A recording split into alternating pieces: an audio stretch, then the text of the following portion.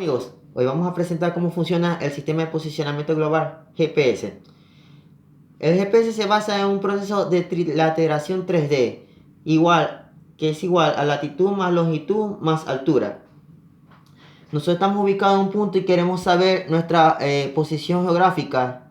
Entonces, utilizamos nuestro GPS. Nuestro GPS lo que simplemente es una calculadora que determina la distancia que existe entre el satélite y el receptor. Él recibe alrededor de 50 bits por segundo y en esa información él hace el cálculo de la distancia que existe entre él y el satélite. Teniendo en cuenta este detalle, él, por ejemplo, el satélite 1 determina que el objetivo se encuentra a 60 kilómetros de distancia. Cuando se enlaza con un segundo satélite, este GPS determina que el segundo satélite se encuentra a 50 kilómetros de distancia. Quiere decir que se encuentra entre este punto o este punto. No tenemos una posición geográfica exacta. En ese momento entra el tercer satélite. Nuestro tercer satélite hace el corte y determina que ya está en un punto inmediato en esta zona. Este sistema necesita un cuarto satélite para poder determinar con exactitud la posición exacta. Cuando tenemos nuestro cuarto satélite, nos indica que está a 40 kilómetros de distancia, ya tenemos el punto geográfico exacto donde nos encontramos. Todo esto usando la trilateración 3D. Bueno, les indico que el GPS, el sistema de posicionamiento global, trabaja con una frecuencia de 1575.42 MHz, caracterizada o reconocida por la L1, que es la frecuencia civil, y la 1227.6 MHz L2, que es la frecuencia militar. Aquí como podemos observar la constelación GPS, los sistemas satelitales se encuentran del sistema Naxtar se encuentran a 20.200 kilómetros de distancia en esa constelación. Pasamos a unos elementos necesarios que tenemos que tener en cuenta para la lectura del GPS y tenemos que tener también en cuenta para nuestra orientación. Ellos se basan en la latitud y la longitud, que son ángulos que deben medirse respecto a cero. Latitud se mide respecto al ecuador, latitud 0, y longitud se mide respecto al meridiano de Greenwich.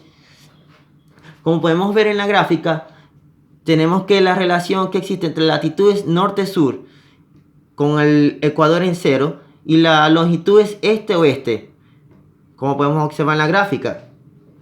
El sistema GPS ya en este momento cuenta con tres variantes. La primera, la principal, la que se ha utilizado estos últimos años, es el sistema Naxtar, que cuenta con alrededor de 36 satélites. Seguidamente viene el sistema GLONASS, que es un sistema que cuenta con 24 satélites, y el sistema Galileo, con 30 satélites. Sus alturas orbitales, por ejemplo, el Naxtar es de 20.200 kilómetros, el GLONASS 19.100 kilómetros y el Galileo 23.222 kilómetros. Su precisión, la del Naxtar, no es una precisión muy exacta. Recordemos que un sistema más antiguo es entre 3 y 15 kilómetros, entre 3 y 15 metros.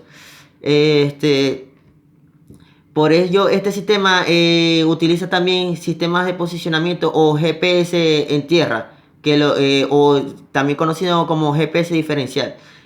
El sistema GLONASS tiene una precisión de 6 metros y el Galileo hasta de 1 metro.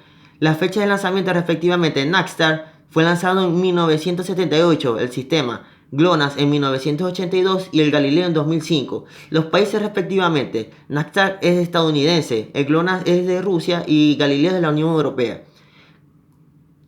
El sistema GPS es un sistema que tiene muchas utilidades, ya sea científico, militar o civil.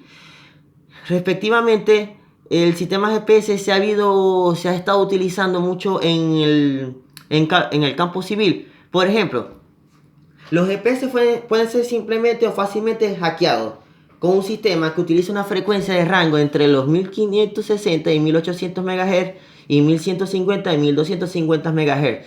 Este es un aparato pequeño que inhibe las señales del GPS. Por ejemplo, les voy a explicar cómo se roban los carros. He conocido y sé la estructura o la metodología que utilizan los ladrones para llevarse los carros. Ellos utilizan un pequeño aparato que es parecido a este marcador y él tiene una antena. él se conecta en el cenicero o también en otros pequeños aparatos que parecen unas calculadoras y se conectan en un carro. Este carro emite esa señal y esa señal entre esta frecuencia, la 1500 y la 1560 y 1580, 1150 y 1250, emite una señal que inhibe respectivamente las señales del GPS. Alrededor tiene un radio de entre 15 y 40 metros. Cuando la señal del GPS es inhibida, en ese momento el sistema deja de enviar la posición al dueño o a la empresa que está en ese momento monitoreando la flota, en caso que sea una flota de transporte. En este caso, las personas se aprovechan de esa tecnología y seguidamente hacen esta estructura o este método. Un carro entre los 15 y 40 metros va detrás del carro robado con el inhibidor activado, y este carro es desplazado hacia una zona donde posteriormente es desarmado o se lo llevan a la frontera, ya que generalmente en las fronteras pierden las coberturas de las antenas GSM respectivamente. Recordemos que estos sistemas de posicionamiento satelital de carros o de automóviles utilizan un sistema GSM, que el sistema GSM también puede ser inhibido mediante inhibidores de GSM.